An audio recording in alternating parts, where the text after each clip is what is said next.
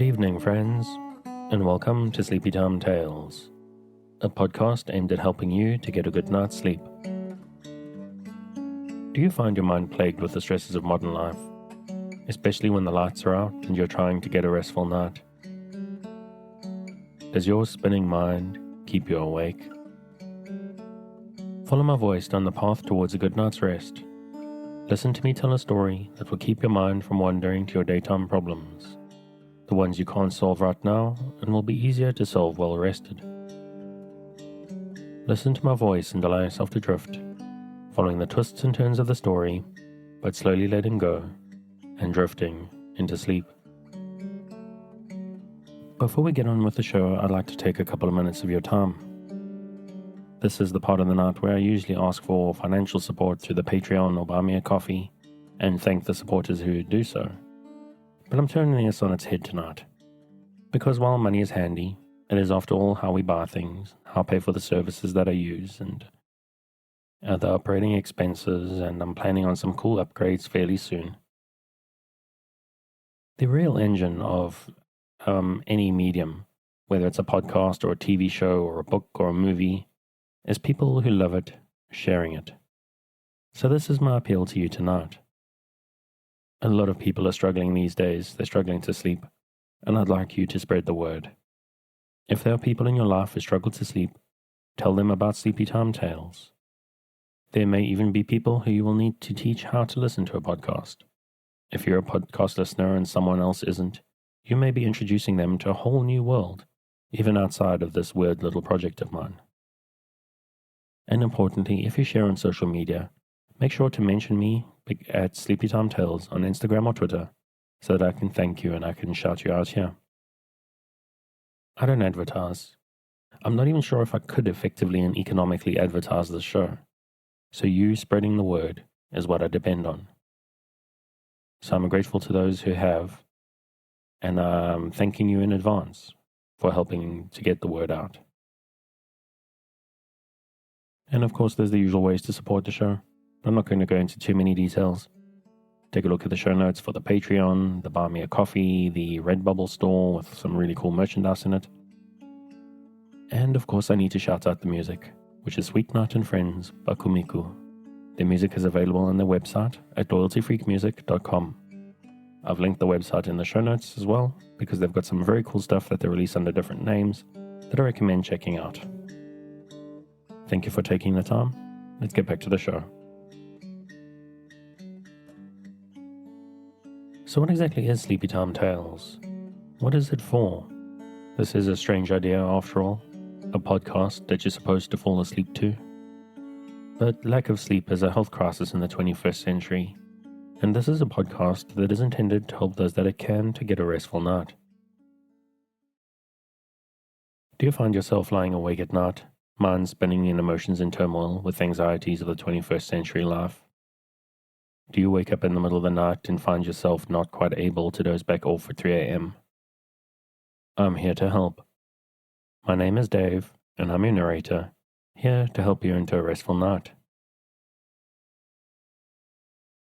Sleepy Time Tales is intended primarily to be used as a distraction to what keeps you awake at night, or sometimes maybe just background noise or even for company. That's why I make these episodes quite long, so that I'm here for you without any pressure of the end coming. Now, as far as I know, there's a couple of different ways to engage. For me, I need something to focus on, a story or an event that lets me keep my mind on a specific point, to stop it from spinning out into stress and anxieties, to focus just enough not to resist the embrace of a night's sleep. But maybe you need something different. Maybe you just need some background. Some people like white noise or the sound of the ocean or the wind in the trees, or maybe some boring dude telling you a story. But however this helps you and however you engage with it and whatever works for you, the main thing is that you don't try to force the sleep. Just keep a light mental grip on the story and allow the need for sleep to come for you. Now I'm hoping that you're asleep before I get to the end of the episode. But don't feel pressurized. It may not work on the first night. It may take a few nights for you to get used to listening to my voice. Maybe my accent is strange to you. Maybe one episode isn't long enough. Or maybe your problem isn't so much going to sleep. Maybe your problem is waking up in the middle of the night. What I recommend, because it's what works for me, is to simply let the podcast run all night.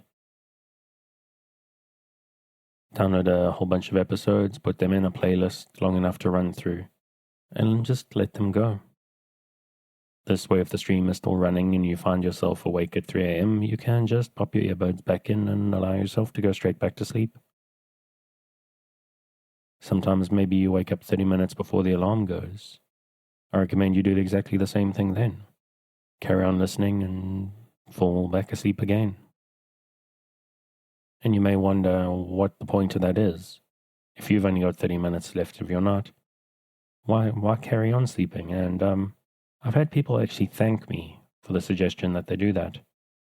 Because there is something about allowing yourself to sleep right before the alarm that is relaxing on a whole new level. But it's very important that you relax. If you're new to the show and prone to late nights lying staring at the ceiling, this may seem strange to you. So give it a chance. Because I'm here to work with you, to create a safe space, a cocoon in which you can curl up and allow nature to take its course. So if you're still with me, thank you for staying. If you're already asleep, we'll chat again soon. And of course you aren't hearing me, except maybe in a dream.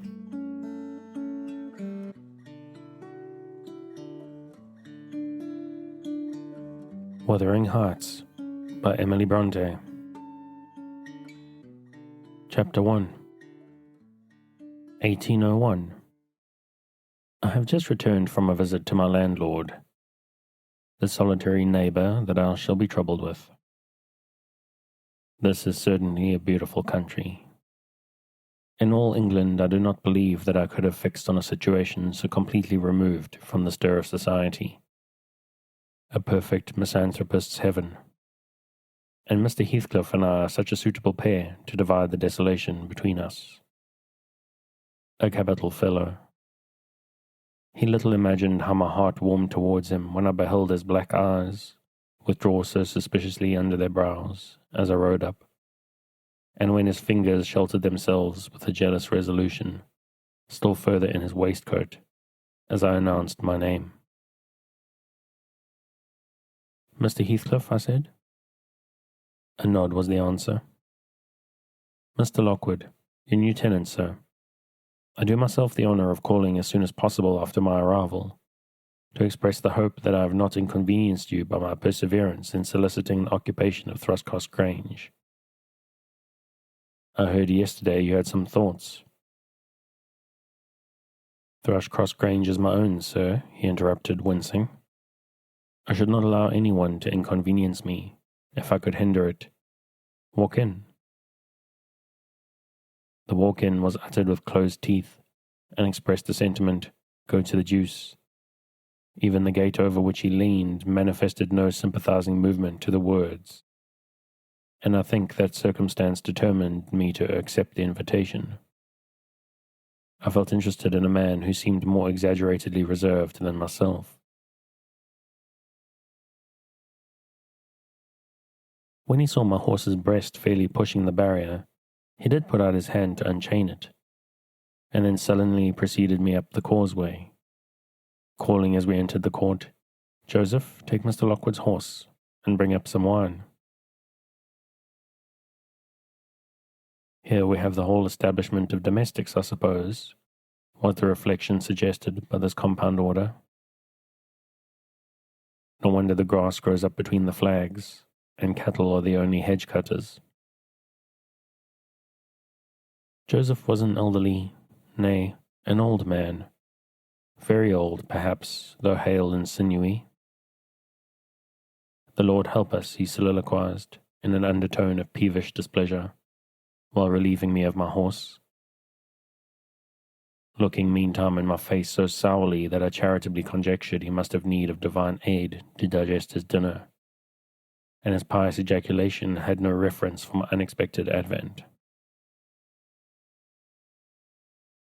Wuthering Heights is the name of Mr. Heathcliff's dwelling, Wuthering being a significant provincial adjective, descriptive of the atmospheric tumult to which its station is exposed in stormy weather. Pure bracing ventilation they must have up here at all times, indeed. One may guess the power of the north wind blowing over the edge by the excessive slant of a few stunted firs at the end of the house, and by a range of gaunt thorns all stretching their limbs one way, as if craving arms of the sun. Happily, the architect had foresight to build it strong. The narrow windows are deeply set in the wall, and the corners defended with large jutting stones.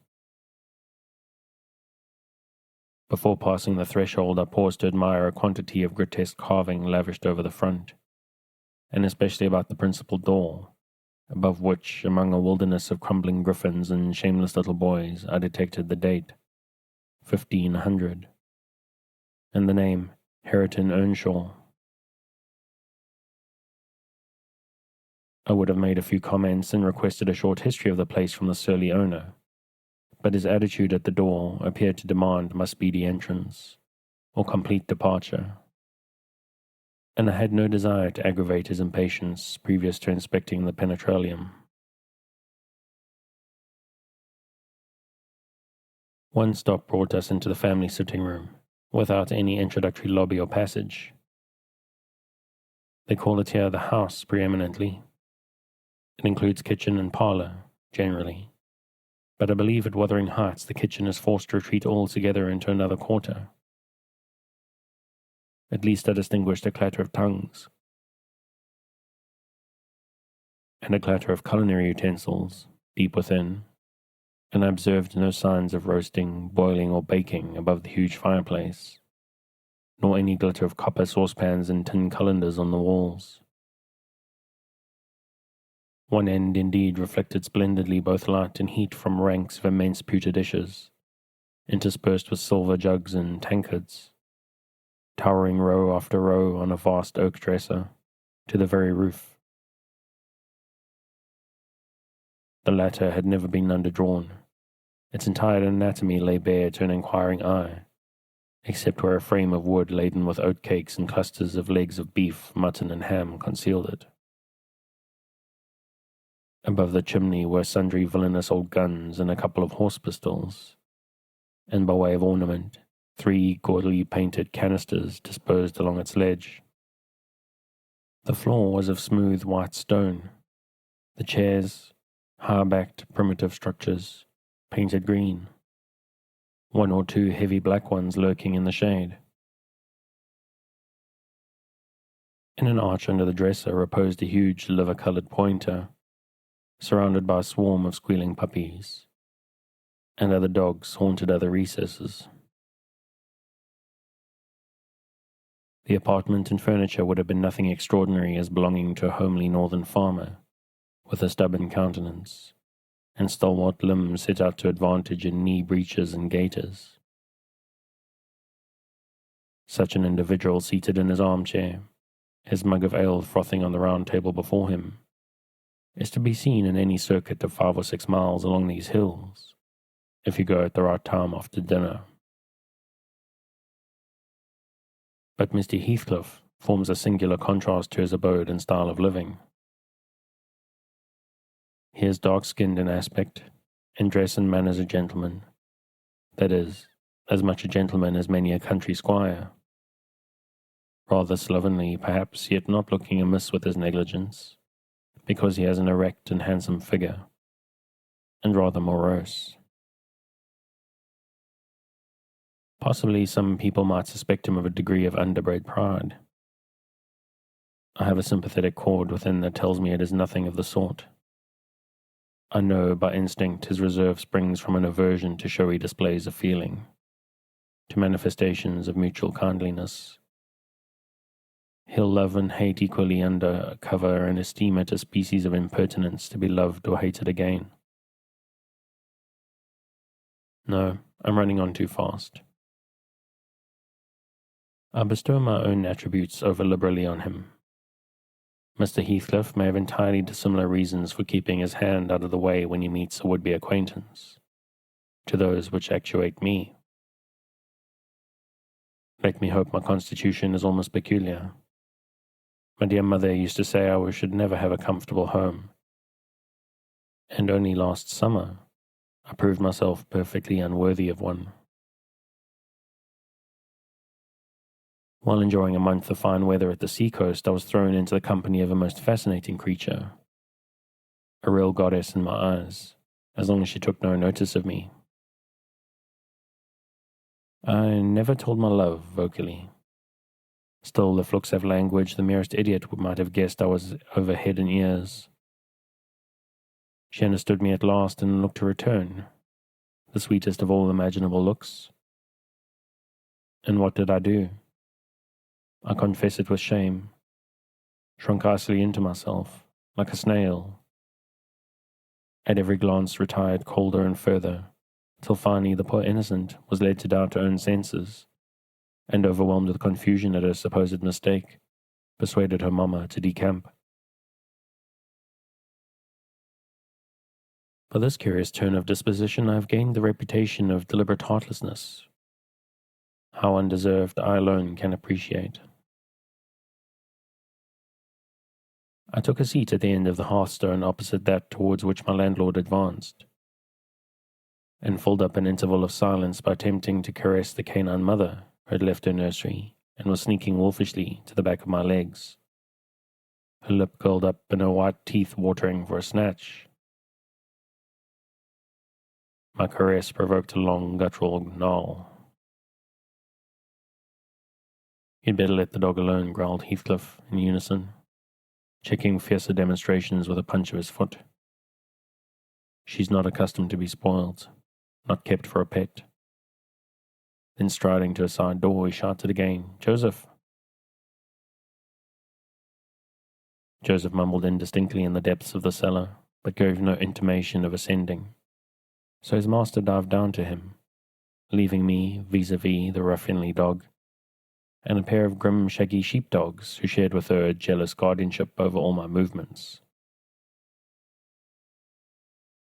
Not anxious to come in contact with their fangs, I sat still, but imagining they would scarcely understand tacit insults, I unfortunately indulged in winking and making faces at the trio, and some turn of my physiognomy so irritated Madame that she suddenly broke into a fury and leapt on my knees.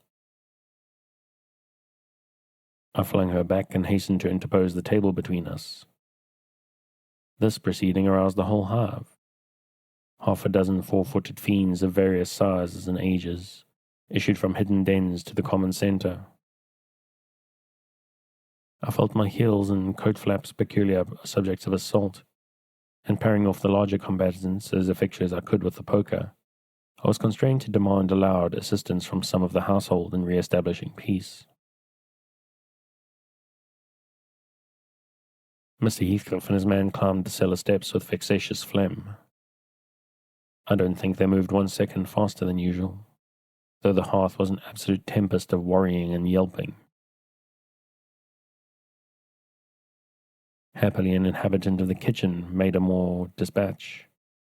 A lusty dame with tucked-up gown, bare arms, and fire-flushed cheeks rushed into the middle of us, flourishing a frying-pan, and used that weapon and her tongue to such purpose that the storm subsided magically, and she only remained heaving like a sea after a high wind when her master entered on the scene. "What the devil is the matter?" he asked, eyeing me in a manner that I could ill endure after this inhospitable treatment. "What the devil indeed?" I muttered. "The herd of possessed swine could have no worse spirits in them than those animals of yours, sir. You might as well leave a stranger with a brood of tigers." "They won't meddle with persons who touch nothing," he remarked, putting the bottle before me and restoring the displaced table. "The dogs do right to be vigilant. Take a glass of wine?" "No, thank you." "Not bitten, are you?" "If I had been, I would have set my signet on the biter." Heathcliff's countenance relaxed into a grin. Come, come, he said. You're flurried, Mr. Lockwood. Here, take a little wine. Guests are so exceedingly rare in this house that I and my dogs, I am willing to own, hardly know how to receive them.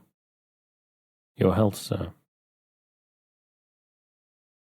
I bowed and returned the pledge, beginning to perceive that it would be foolish to sit sulking for misbehavior of a pack of curs. Besides, I felt loth to yield the fellow further amusement at my expense, since his humour took that turn. He, probably swayed by prudential consideration of the folly of offending a good tenant, relaxed a little in the laconic style of chipping off his pronouns and auxiliary verbs, and introduced what he supposed to be the subject of interest to me, a discourse on the advantages and disadvantages of my present place of retirement. I found him very intelligent on the topics we touched, and before I went home I was encouraged so far as to volunteer another visit tomorrow. He evidently wished no repetition of my intrusion. I shall go notwithstanding. It is astonishing how sociable I feel myself compared with him.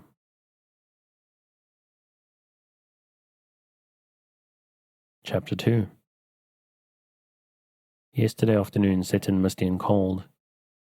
I had half a mind to spend it by my study fire, instead of wading through heath and mud to Wuthering Heights. On coming up from dinner, however, note, I dined between 12 and 1 o'clock. The housekeeper, a matronly lady, taken as a fixture along with the house, could not or would not comprehend my request that I might be served at 5. On mounting the stairs with lazy intention and stepping into the room, I saw a servant girl on her knees, surrounded by brushes and coal scuttles, and raising an infernal dust as she extinguished the flames with heaps of cinders. This spectacle drove me back immediately. I took my hat and after 4 miles' walk arrived at Heathcliff's garden gate, just in time to escape the first feathery flakes of a snow shower. On that bleak hilltop the earth was hard with a black frost, and the air made me shiver through every limb. Being unable to remove the chain, I jumped over, and running up the flagged causeway bordered with straggling gooseberry bushes, knocked vainly for admittance, till my knuckles tingled and the dogs howled. Wretched inmates, I ejaculated mentally. You deserve perpetual isolation from your species for your churlish inhospitality. At least I would not keep my doors barred in the daytime. I don't care, I will get in. So resolved, I grasped the latch and shook it vehemently. Vinegar-faced Joseph projected his head from a round window of the barn. What are you here for? He shouted. The master's gone down to fold. Go round by the end of the lathe if you want to speak to him. Is there nobody inside to open the door? I hallooed responsively. There's nobody to missus, and she'll not open it till you make your fleesome dinner neat. Why? Cannot you tell her who I am, eh, Joseph? No me, I have no end with it, muttered the head, vanishing. The snow began to drive thickly. I seized the handle to essay another trial, when a young man without coat and shouldering a pitchfork appeared in the yard behind. He hailed me to follow him, and after marching through a wash-house and a paved area containing a coal shed, pump, and pigeon cot, we at length arrived in the huge, warm, cheerful apartment where I was formerly received. It glowed delightfully in the radiance of an immense fire, compounded of coal, peat, and wood, and near the table laid for a plentiful evening meal I was pleased to observe the missus, an individual whose existence I had never previously suspected. I bowed and waited, thinking she would bid me take a seat. She looked at me, leaning back in her chair, and remained motionless and mute. Rough weather, I remarked. I'm afraid, Mrs. Heathcliff, the door must bear the consequence of your servants' leisure attendance. I had hard work to make them hear me. She never opened her mouth. I stared. She stared also. At any rate, she kept her eyes on me in a cool, regardless manner, exceedingly embarrassing and disagreeable. "Sit down," said the young man gruffly. "He'll be in soon." I obeyed and hemmed, and called the villain Juno, who deigned at this second interview to move the extreme tip of her tail, in token of owning my acquaintance. "A beautiful animal," I commenced again. "Do you intend parting with the little ones, madam?" "They are not mine," said the amiable hostess, more repellingly than Heathcliff himself could have replied. "Ah, your favourites are among these," I continued, turning to an obscure cushion full of something like cats. "A strange choice of favourites," she observed scornfully. Unluckily, it was a heap of dead rabbits. I hemmed once more and drew closer to the hearth, repeating my comment on the wildness of the evening. "You should not have come out," she said, rising and reaching from the chimney-piece 2 of the painted canisters.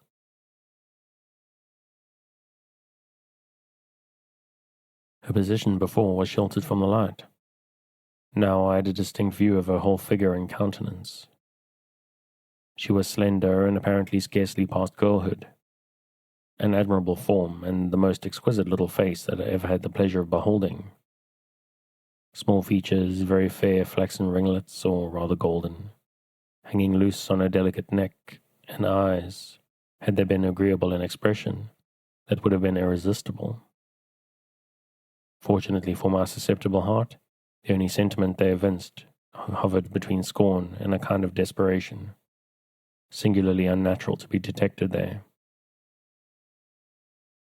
The canisters were almost out of her reach. I made a motion to aid her. She turned upon me as a miser might turn if anyone attempted to assist him in counting his gold. "I don't want your help," she snapped. "I can get them for myself." "I beg your pardon," I hastened to reply. "Were you asked to tea?" she demanded, tying an apron over her neat black frock and standing with a spoonful of leaf poised over the pot. "I shall be glad to have a cup," I answered. "Were you asked?" she repeated. "No," I said, half smiling. "You are the proper person to ask me." She flung the tea back, spoon and all, and resumed her chair in a pet. Her forehead corrugated and her red underlip pushed out like a child's, ready to cry.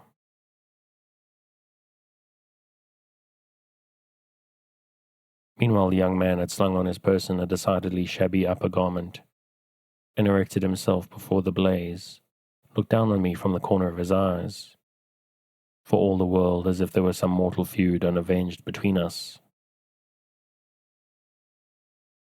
I began to doubt whether he was a servant or not. His dress and speech were both rude, entirely devoid of the superiority observable in Mr. and Mrs. Heathcliff. His thick brown curls were rough and uncultivated, his whiskers encroached bearishly over his cheeks, and his hands were embrowned like those of a common labourer. Still, his bearing was free, almost haughty, and he showed none of a domestic's assiduity in attending on the lady of the house. In the absence of clear proofs of his condition, I deemed it best to abstain from noticing his curious conduct, and 5 minutes afterwards, the entrance of Heathcliff relieved me, in some measure, from my uncomfortable state.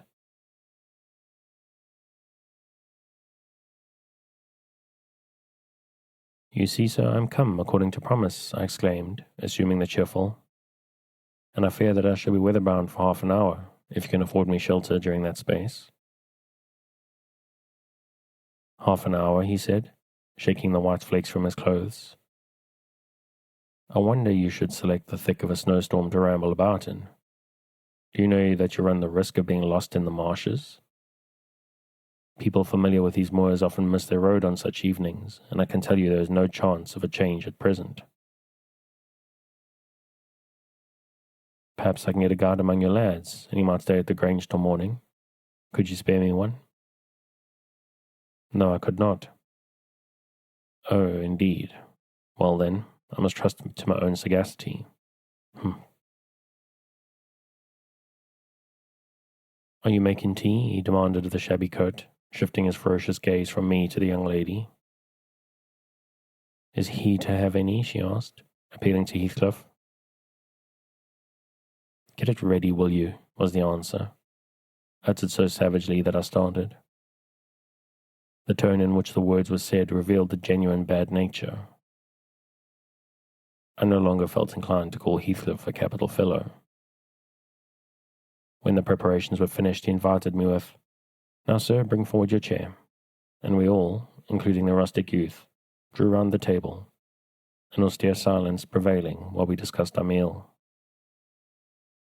I thought, if I had caused the cloud, it was my duty to make an effort to dispel it.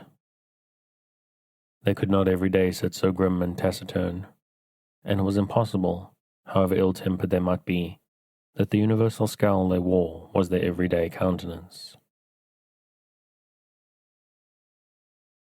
It is strange, I began, in the interval of swallowing one cup of tea and receiving another. It is strange how custom can mold our tastes and ideas. Many could not imagine the existence of happiness in a life of such complete exile from the world as you spend, Mr. Heathcliff. Yet I'll venture to say that, surrounded by your family, and with your amiable lady as the presiding genius over your home and heart— My amiable lady, he interrupted, with an almost diabolical sneer on his face. Where is she, my amiable lady? Mrs. Heathcliff. Your wife, I mean. Well, yes. Oh, you would intimate that her spirit has taken the post of ministering angel, and guards the fortunes of Wuthering Heights, even when her body is gone. Is that it? Perceiving myself in a blunder, I attempted to correct it. I might have seen there was too great a disparity between the ages of the parties to make it likely that they were man and wife.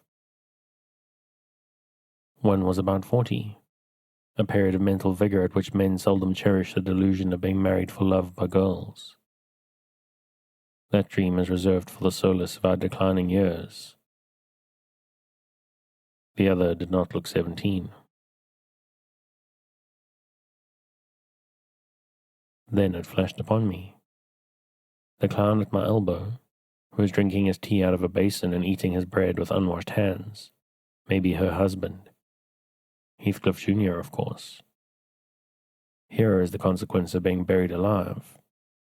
She has thrown herself away upon that boor from sheer ignorance that better individuals existed.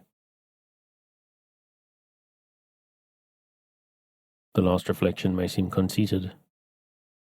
It was not. My neighbor struck me as bordering on repulsive. I knew through experience that I was tolerably attractive. Mrs. Heathcliff is my daughter-in-law, said Heathcliff, corroborating my surmise.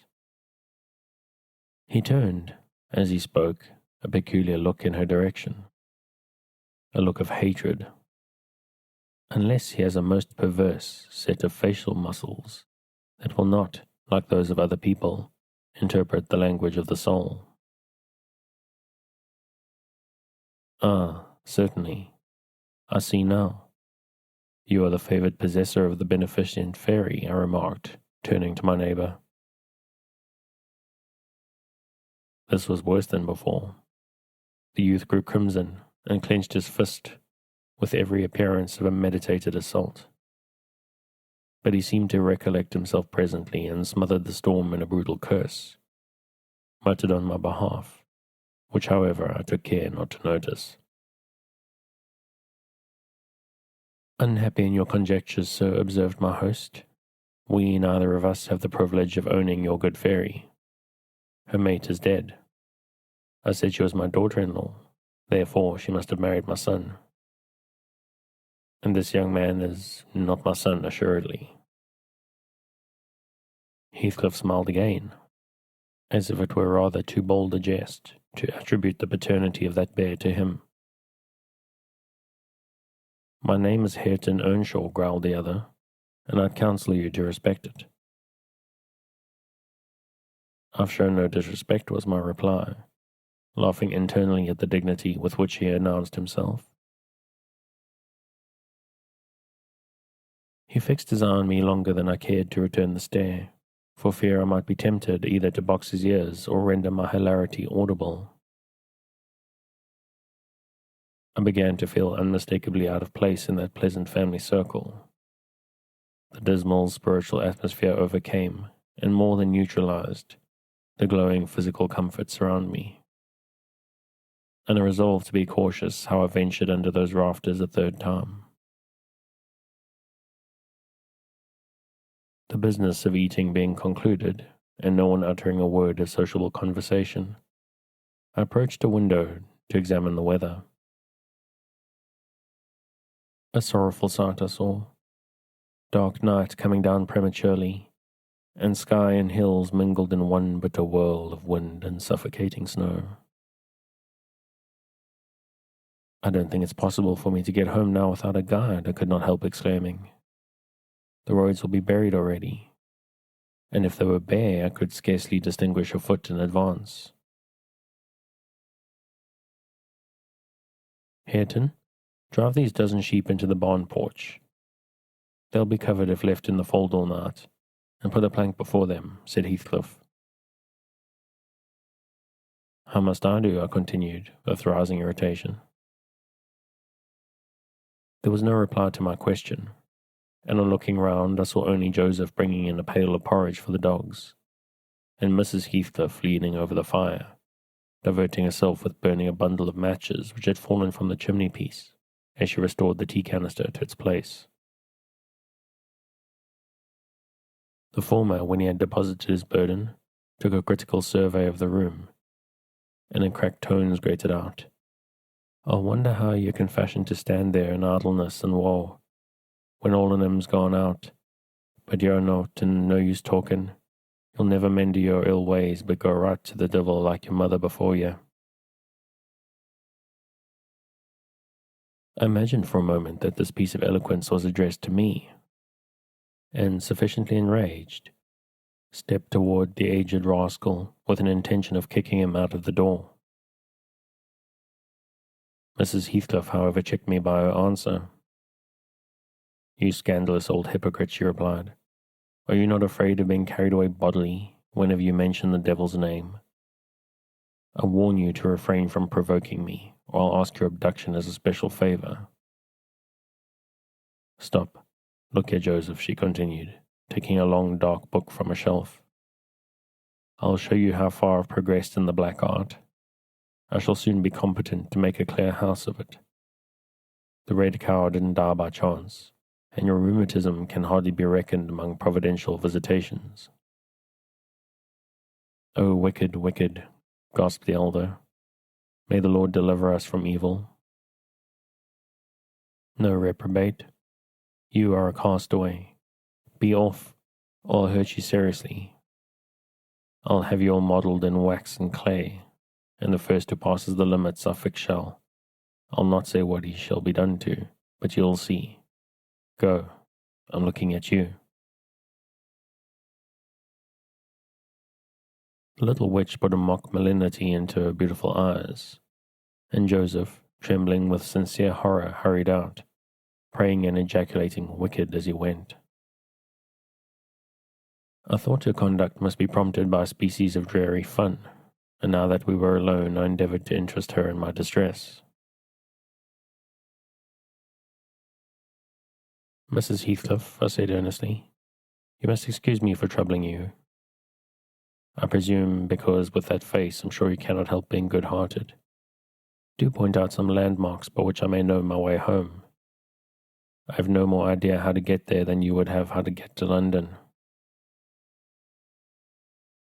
Take the road you came, she answered, ensconcing herself in a chair with a candle, and the long book open before her. It is brief advice, but as sound as I can give.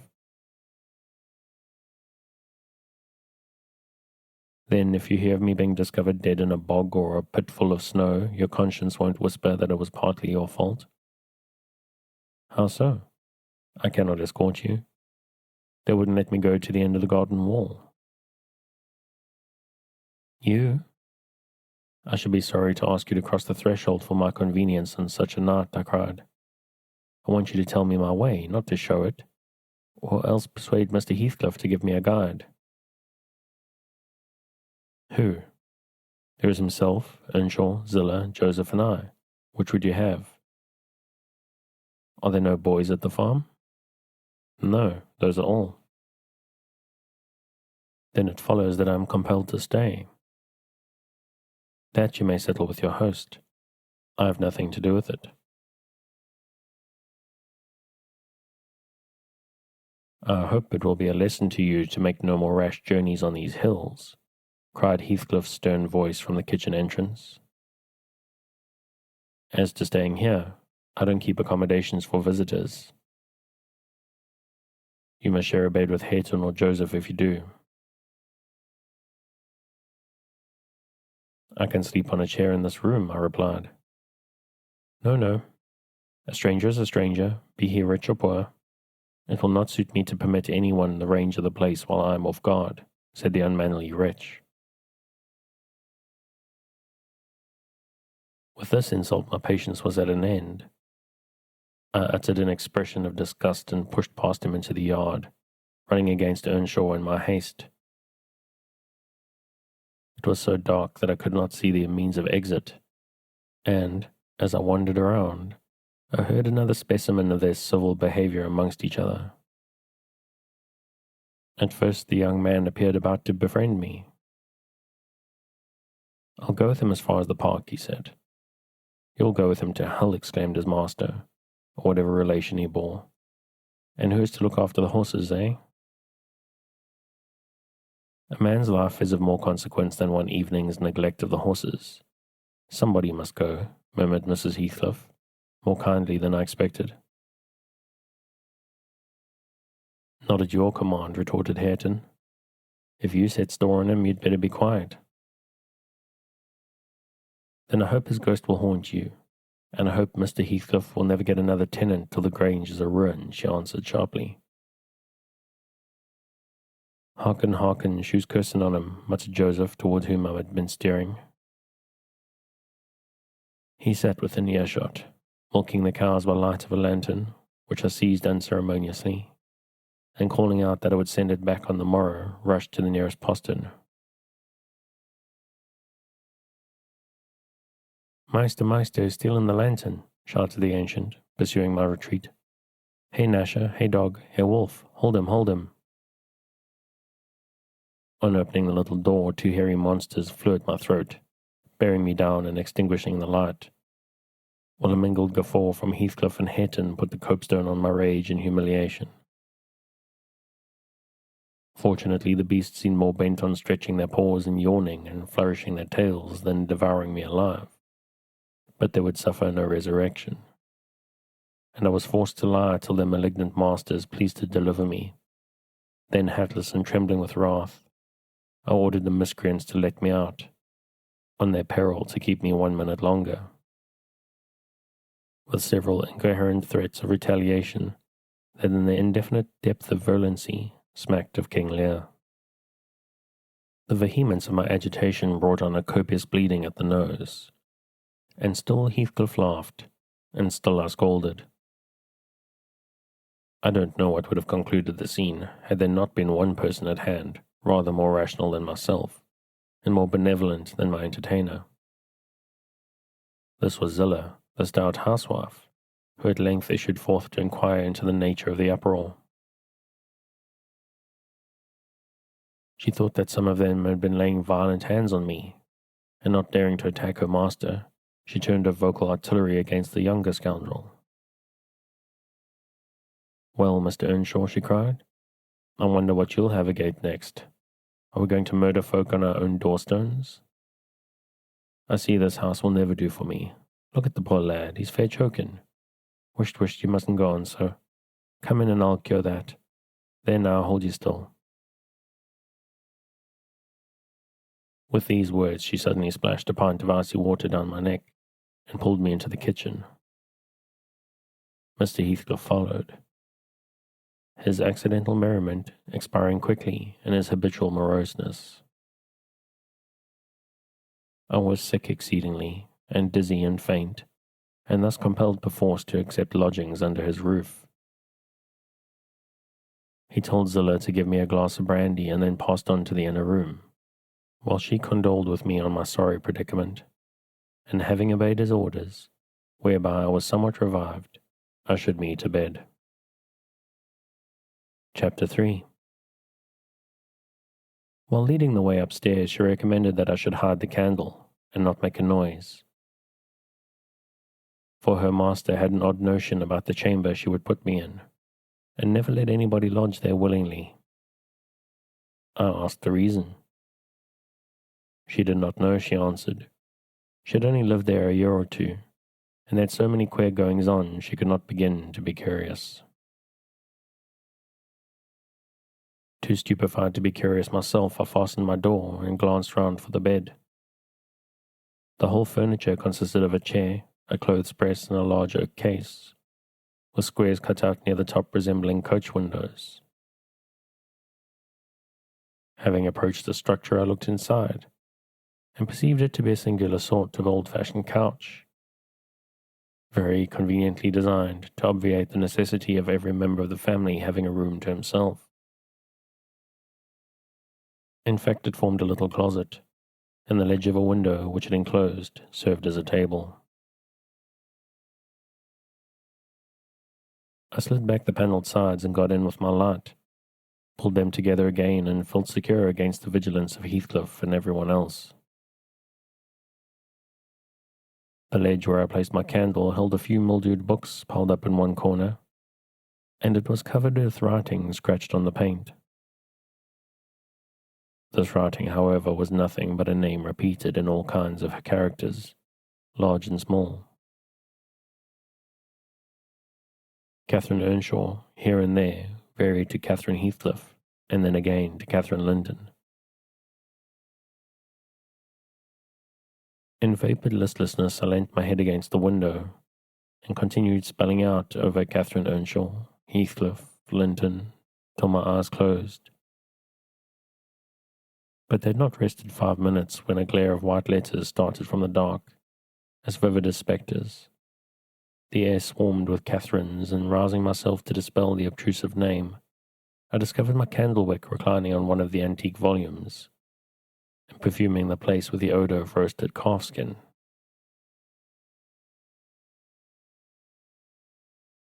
I snuffed it off, and very ill at ease under the influence of cold and lingering nausea, sat up and spread open the injured tome on my knee.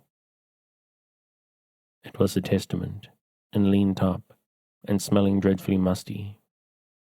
A flyleaf bore the inscription, Catherine Earnshaw, her book, and a date some quarter of a century back. I shut it and took up another and another, till I had examined all. Catherine's library was select, and its state of dilapidation proved it to have been well used, though not altogether for legitimate purpose. Scarcely one chapter had escaped a pen and ink commentary, at least the appearance of one, covering every morsel of blank that the printer had left. Some were detached sentences, other parts took the form of a regular diary, scrawled in an unformed, childish hand. At the top of an extra page, quite a treasure probably when first lighted on, I was greatly amused to behold an excellent caricature of my friend Joseph, rudely yet powerfully sketched.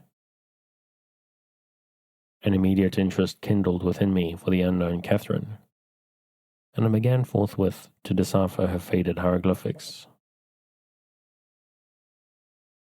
An awful Sunday commenced the paragraph beneath. I wish my father were back again. Hindley is a detestable substitute. His conduct to Heathcliff is atrocious. H and I are going to rebel. We took our initiatory step this evening.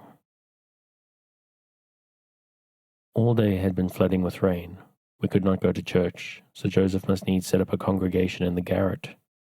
and while Hindley and his wife basked downstairs before a comfortable fire, doing anything but reading their Bibles, I'll answer for it.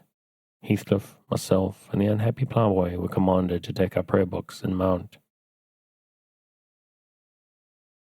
We were ranged in a row on a sack of corn, groaning and shivering, and hoping that Joseph would shiver too, so that he might give us a short homily for his own sake. A vain idea. The service lasted precisely 3 hours, and yet my brother had the face to exclaim, when he saw us descending, "What, done already?" On Sunday evenings we used to be permitted to play, if we did not make much noise. Now a mere titter is sufficient to send us into corners. "You forget you have a master here," says the tyrant. "I'll demolish the first who puts me out of temper." I insist on perfect sobriety and silence. "Oh boy, was that you? Francis, darling, pull his hair as you go by. I heard him snap his fingers." Francis pulled his hair heartily and then went and seated herself on her husband's knee. And there they were like two babies, kissing and talking nonsense by the hour. Foolish palaver that we should be ashamed of. We made ourselves as snug as our means allowed in the arch of the dresser. I had just fastened our pinafores together and hung them up for a curtain, when in comes Joseph, on an errand from the stables. He tears down my handiwork, boxes my ears and croaks, "The master just buried and Sabbath not over, and the sound of the gospel still in your lungs, and you are be like him. Shame on you. Sit you down, ill childer. There's good books enough if you'll read 'em. Sit you down and think of your souls." Saying this, he compelled us so to square our positions that we might receive from the far off fire a dull ray to show us the text of the lumber he thrust upon us. I could not bear the employment. I took my dingy volume by the scroop and hurled it into the dog kennel, vowing I hated a good book. Heathcliff kicked his to the same place. Then there was a hubbub. "Master Hindley," shouted our chaplain, "Master, come hither. Miss Cathy's riven the back of the helmet to salvation, and Heathcliff's porges fits into the first part of the broad way to destruction. It's fair fleesome that you let him go on with this. The old man would have had them laced him properly, but he's gone." Hindley hurried up from his paradise on the hearth, and seizing one of us by the collar and the other by the arm, hurled both into the back kitchen, where Joseph asseverated Old Nick would fetch us as soon as we were living, and so comforted, we each sought a separate nook to await his advent. I reached this book and a pot of ink from a shelf and pushed the house door ajar to give me light. And I've got the time on with writing for 20 minutes. But my companion is impatient and proposes that we should appropriate the dairywoman's cloak and have a scamper on the moors under its shelter. A pleasant suggestion, and then if the surly old man comes in, he may believe his prophecy verified. We cannot be damper or colder in the rain than we are here. And that's where I'm going to leave it tonight. Well, much like Moby Dick, which I read last week, most houses probably have a copy of Wuthering Heights somewhere abouts. But if not, and you want to pick up where I've left off, you can find it on Project Gutenberg at the link in the show notes.